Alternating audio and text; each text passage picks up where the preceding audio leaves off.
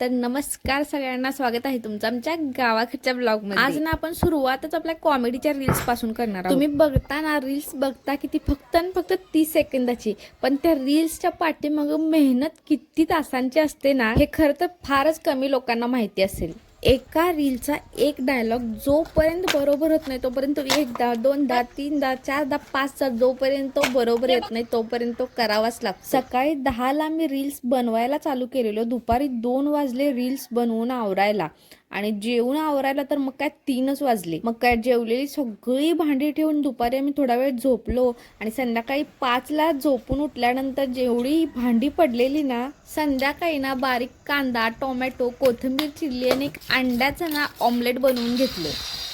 आणि हे अंड्याचं ऑमलेट जेव्हा तुम्ही ब्रेड थोडं तव्यामध्ये गरम करून ब्रेड सोबत खाता ना, तेव्हा त्या अंड्याच्या ऑमलेट टेस्टच वेगळी लागते। 2 दिवसापूर्वी ना माझा बर्थडे होता, आणि त्याच दिवशी माझी तब्येत बिघडलेली। मला एवढं भयानक पित्त आहे ना, त्या दिवशी माझं खूप जास्त पित्त उठलेलं, त्याच्यामुळे मी झोपलेलो आणि माझ्या लक्षात सुद्धा नव्हतं। आणि हे ना दरवर्षी माझ्या बर्थडेला रात्री 12 वाजता उठून ना काही सरप्राईज देतात। रात्री 12 वाजता उठून त्यांनी असं टेबलावरती छोटंसं असं डेकोरेशन केलेलं।